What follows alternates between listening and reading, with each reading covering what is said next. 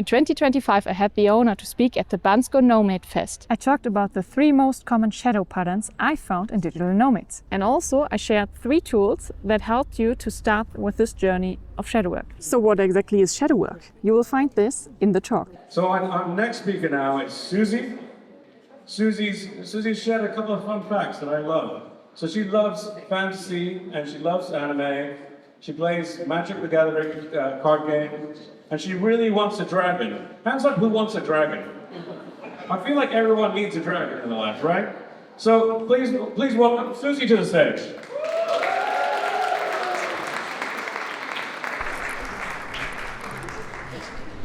So, yes, I really want a dragon.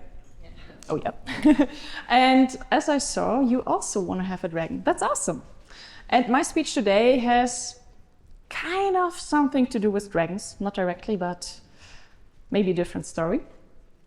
I'm happy to be here and to talk with you about shadow work, shadow work for digital nomads. You might be wondering, what are we doing today? Will I tell you horror stories? Will it get dark inside? Oh, aus my perspective, it is dark, but yeah. So let's see. Well, we digital nomads, we love our freedom, right? No boss, no office, no limits. But no one told us that freedom comes with Wi-Fi issues, overthinking at 3 a.m.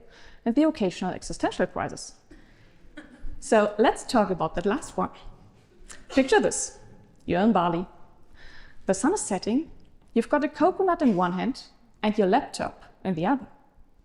You're living the dream, right?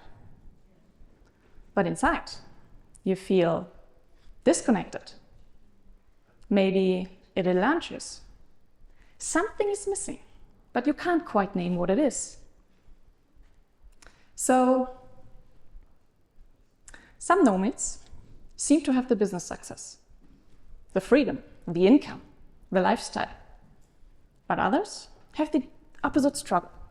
They're doing all the work, trying every tool in the book, but never quite breaking through. Fears, doubts, and invisible blocks keep pulling them back. And the truth is, just because we are free on the inside, doesn't mean we are free. Wrong way around. Just because we are free on the outside, I wanted to say, doesn't mean we are free on the inside, right? So and whether you are lost in silent or constant action, both are signs for something deeper that wants your attention. And when I started my digital nomad journey, I had the typical dream: freedom, wonderful places where others go on vacation, like Bansko maybe, a business that lets me work from everywhere. And I did all the things. I joined Facebook groups, I ran ads, I did webinars, I hired coaches. I did everything they said I should do to build a successful business. But instead of success, I kept running into this invisible wall. Nothing really took off. I was constantly worried about money, and the worst part, I didn't know what I was doing wrong. I felt stuck, but not because I wasn't trying hard enough, but because something deeper was holding me back. And that was when I started to realize that the real work wasn't another funnel or strategy. It was inside of me, my fears, my doubts, and my hidden stories about what I believe I deserve and what I don't. And that's where this journey, today, in this talk, really begins.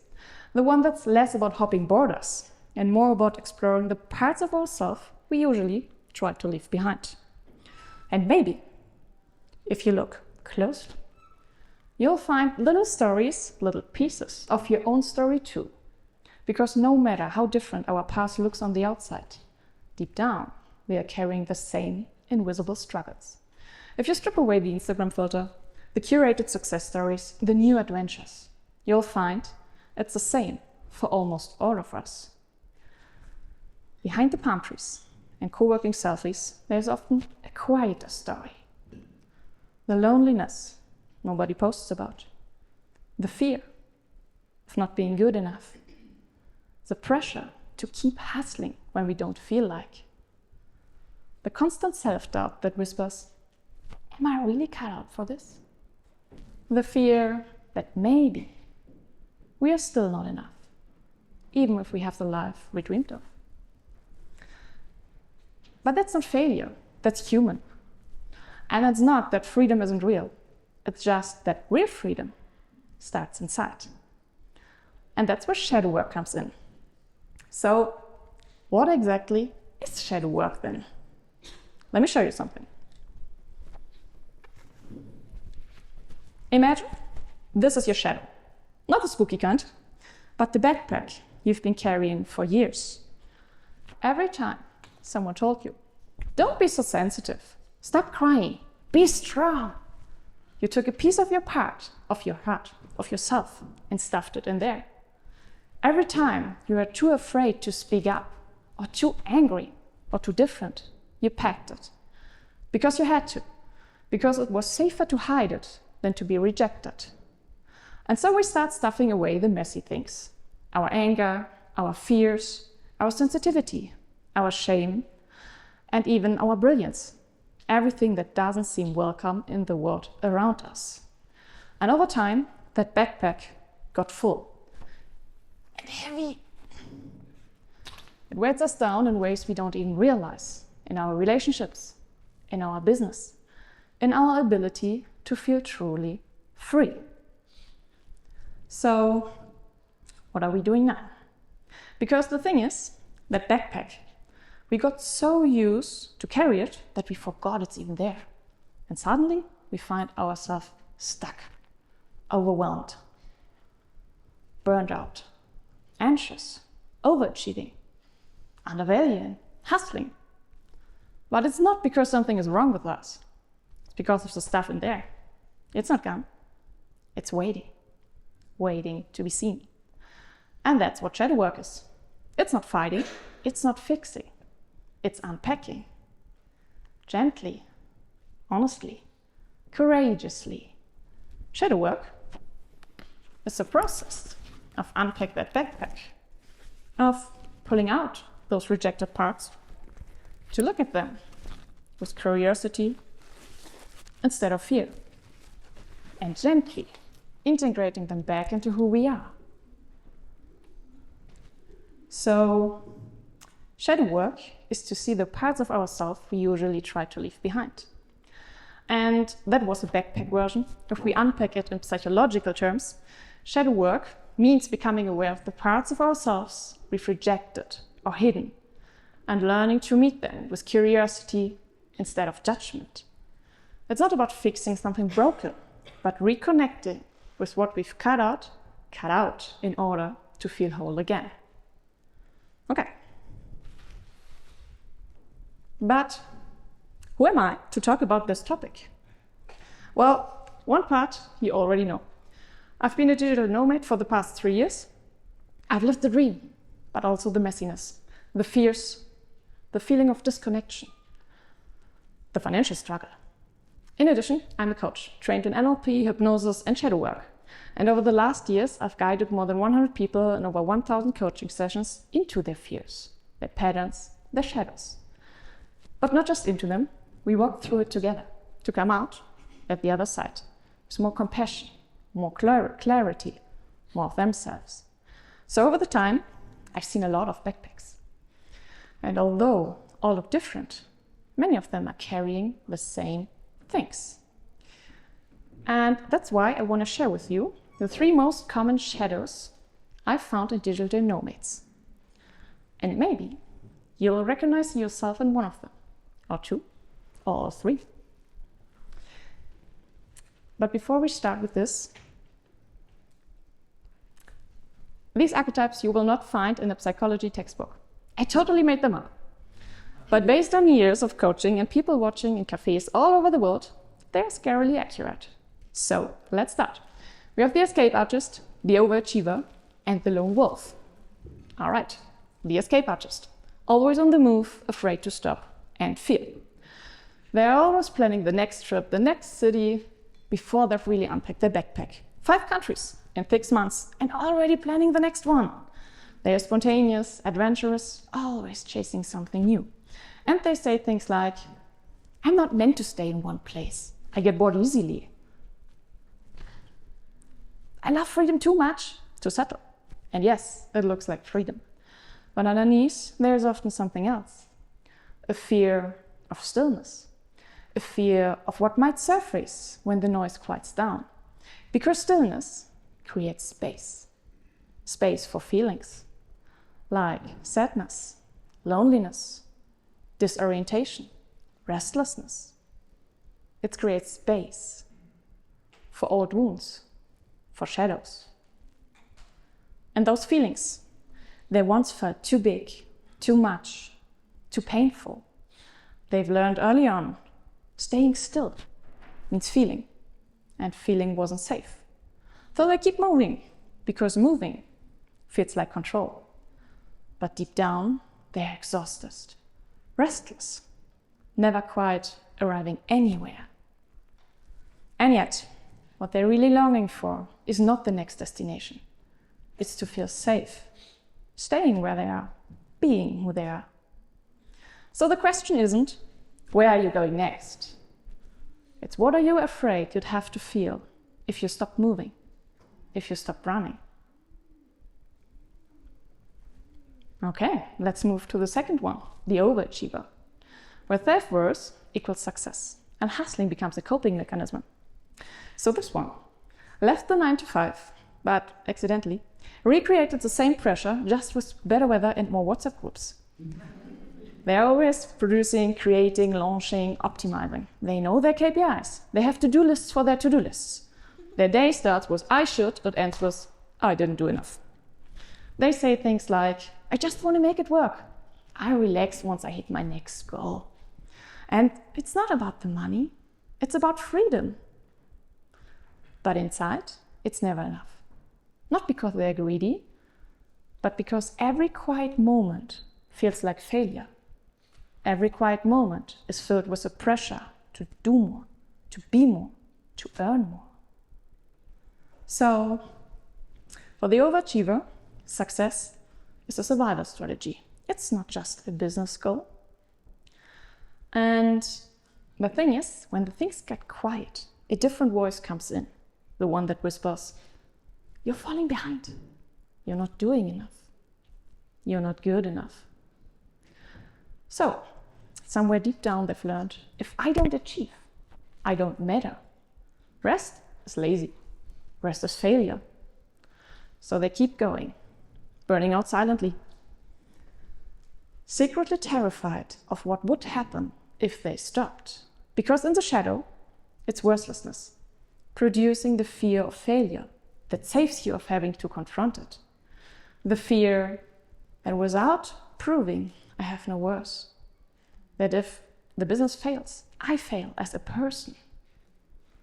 So what they are really longing for, but rarely allow, is to feel worthy without proving, to rest without guilt, to be worthy, to be enough, even in the quiet. And if any of this hits something in you, ask yourself, if you stopped performing, would you still feel worthy? And if your business fails tomorrow, would you still know who you are? It's like pouring water into a bucket with a hole. No matter how much you pour, it never feels full. All right, let's look into the third one, the lone wolf, where independence becomes isolation. This one prides themselves in not needing anyone. They book solo trips, work alone, solve problems in silence. They show up at events, talk about mindset and growth, but never quite let anyone in. Because somewhere in the past, connection hurt. Vulnerability wasn't safe. And so they've learned, if I rely on no one, I won't get disappointed. It's safer to be alone than to be rejected, than to be left. So they say things like, oh, fine, it's all good, I'm fine. But fine often means disconnected, lonely, tense. Because in the shadow, it's a feeling of not being lovable and loneliness. And by the way, you don't need to be alone to feel lonely. So the symptom is the fear of rejection and the fear of being seen, of being truly seen.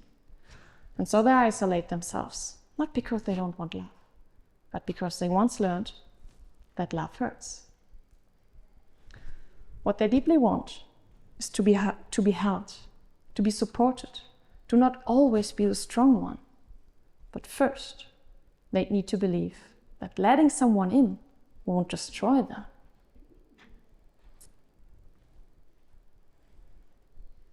This is like building a fortress of freedom, but then realizing you're the only one inside. You know, we all have shadows. The question isn't if, it's whether we are willing to see them. Because when we do, that's where real freedom begins. Because only what you face, you can transform. All right, so we've named the shadows, and that's a big step. But we don't want to stop here, because the real magic happens. Dragons? Oh. The real transformation is when we start working with them. And no, you don't need a 10-day retreat or a lifetime of therapy to begin with. You can start small, with simple awareness. And I'll show you how. Here we have, may I introduce, the shadowwork travel toolkit, including the trigger tracker, the mirror compass, and the grounding gate. So let's directly jump into the trigger tracker. Not what happened, but what you felt. Let's be honest, we all get triggered. Maybe someone criticizes you. Maybe your friends celebrate their 10K months while you are wondering if coffee counts for breakfast. Instead of venting, spiraling, try this. Write it down, but not what happened, what you felt. Ask yourself, what emotion came up? What does this remind me of? Have I felt this before? And what story did my brain start telling? And the goal here is not to analyze, it's to notice pattern. It's just to see. Because when you truly see what's in your shadow and you feel it, you integrate it, you are no longer ruled by what's hidden. Then you can choose out of awareness and don't react on autopilot. The second one, the mirror compass. Your surrounding is your mirror. So, ever judged someone super hard? Like, oh, why are they so lazy, so needy, so full of themselves? Spoiler, it's usually not about them. It's a mirror. What you can't stand in others often points to something you've rejected in yourself. So instead of judging, ask yourself, what part of me is this reflecting? For example, jealous of someone, maybe it's showing you a desire you've buried. Judging someone on being lazy, maybe there's a part of you that craves for rest. Annoyed by someone's neediness, maybe there's a part of you that wishes to ask for help. Triggered by someone's visibility, maybe there's a part of you that longs to be seen, but fears it at the same time. Your outer world is full of clues to your inner one that helps us see that our reactions often say more about us than about the others. All right. The grounding gate, because your shadow lives in your nervous system too. Shadow work isn't just mindset stuff, it's also body stuff. Next time you feel disconnected, overwhelmed, like avoiding everything, try this. Close your eyes. Take a deep breath. Scan your body. Where do you feel tension? Where numbness? Where pressure? Where nothing? And then breathe into it. Instead of judging or forcing it away, ask, what are you trying to protect me from? That tension isn't against you. It's a messenger. And when we get curious, we create space. Space where transformation becomes possible. So, These tools are more than just tools. They're invitations. And each of them brings you to a part of you that's been waiting, not to be fixed, but to be met. Because the goal of shadow work isn't to think your way out of pain. It's to stay with yourself, even when it's uncomfortable. Like me, right here on the stage. Because the reason I'm doing this right now is because standing in front of people is one of my biggest fears. And the reason I'm doing this is because I'm choosing to face it and to show you that it's possible.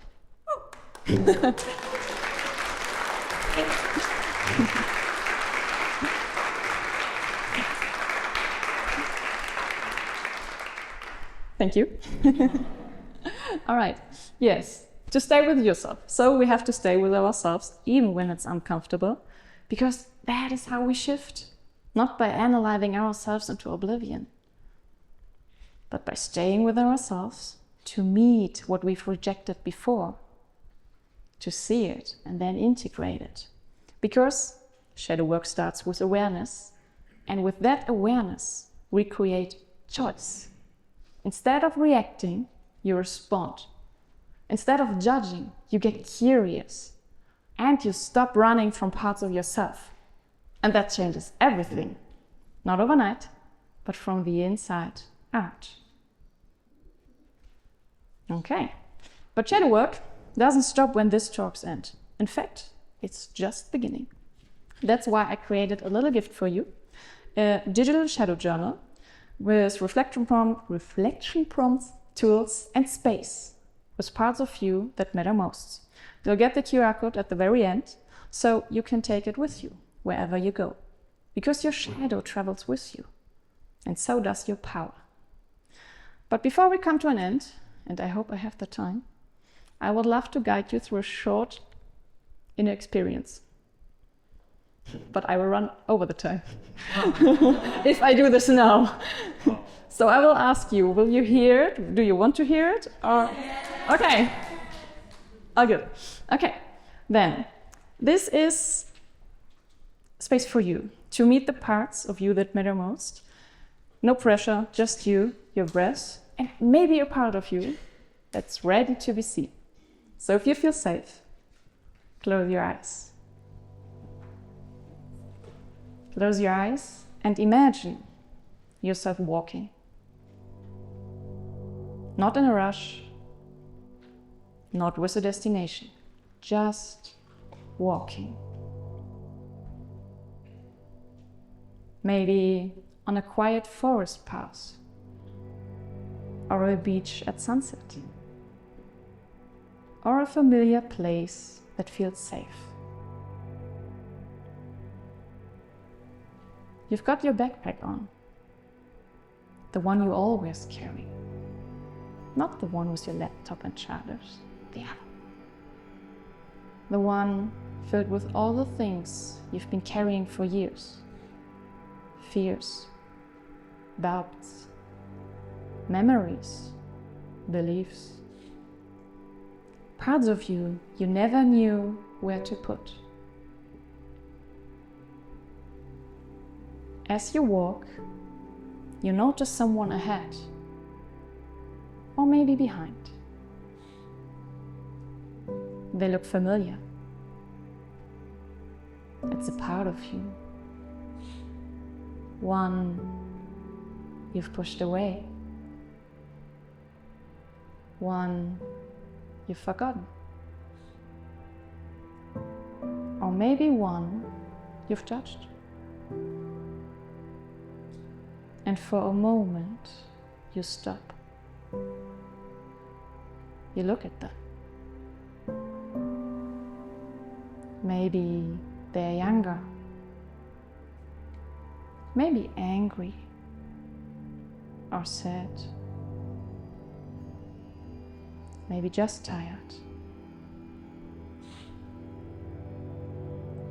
And instead of turning away, you pause. You breathe.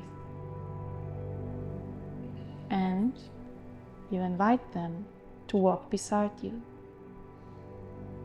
Not to fix them, not to change them. Just to say You belong with me.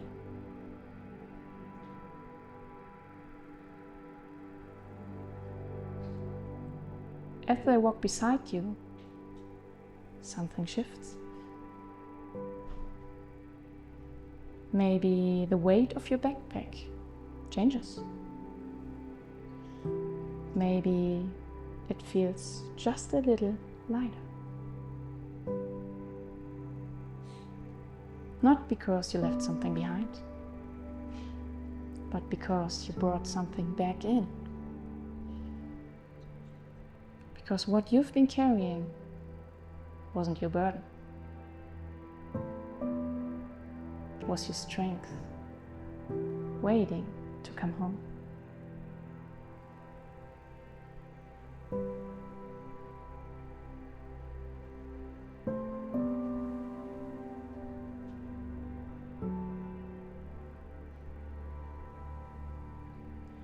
When you feel ready, slowly bring your awareness back to this room, back to your body, back to now.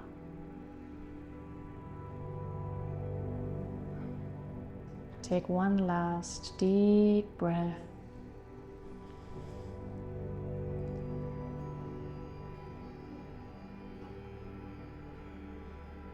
And gently open your eyes.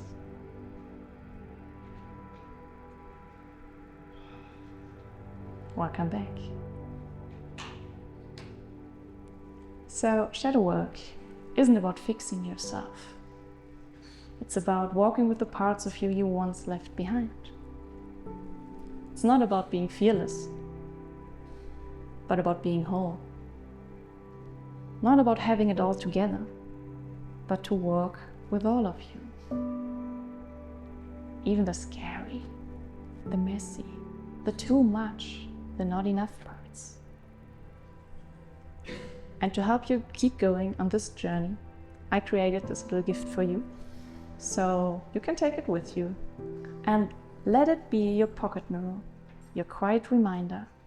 You're not broken. You're just coming home. So thank you for walking a few steps on this path with me today. Thank you for being here. Thank you so much.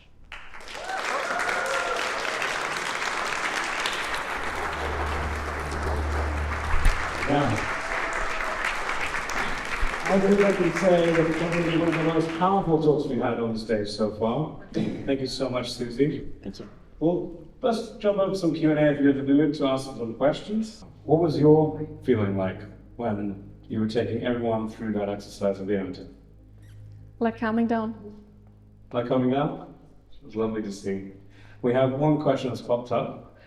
Which of the three shadows did you resonate with most? I knew it. The overachiever. But I have all three, so. Nice. Oh, there we go, popping up.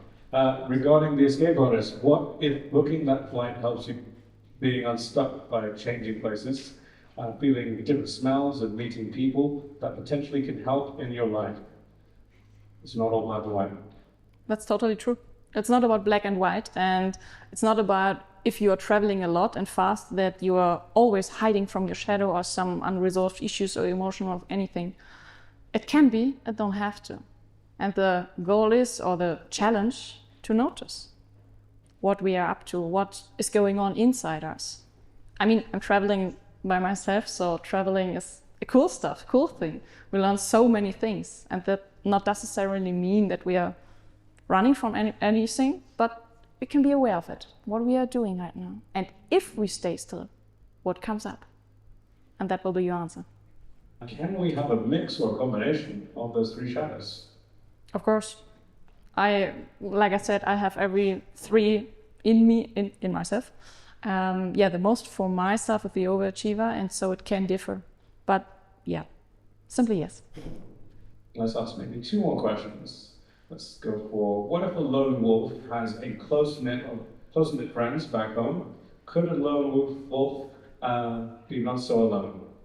I'm not sure if I get the question right. Does it mean that if we have friends at home?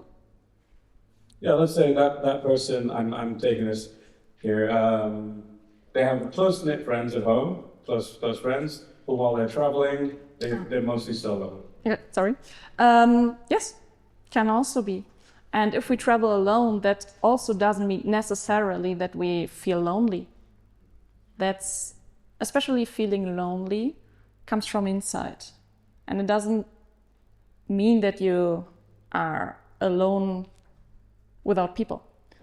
Many people feel lonely, but have many people around themselves.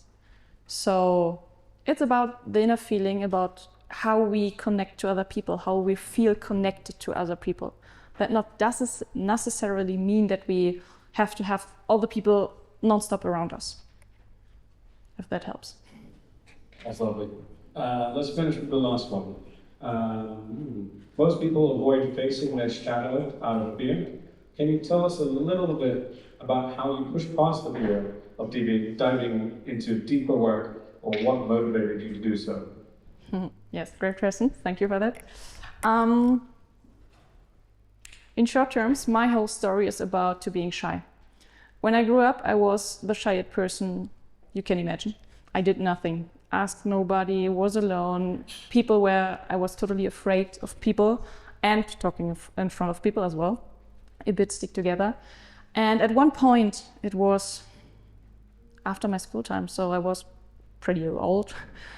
It was a moment from, I don't want to like this anymore. Actually, I started hating myself to be like this. After this, I learned, oh, it's not the right way to hate myself. It's not going to get me anywhere. But that was the beginning. I wanted to change something, to deeply change something. And then one point after the other came, I got into NLP, I got into hypnosis and shadow work, and it started to discovering more about myself. And one thing that helped me a lot is to change the perspective. Not to really change anything, not to, oh, I want to be this or anything, but to get curious about what's inside of you. Because when we figure out why we do what, because being shy had a lot of advantages. I didn't see this at this point. But when we get into this point, getting curious about ourselves, why am I like this? What are the advantages? Then we find another way to deal with ourselves in a friendly way, not in a pushy way. I have to do this, I have to change or anything. I think that's a great place to end. Another round of applause for Susanne. Thank you so much.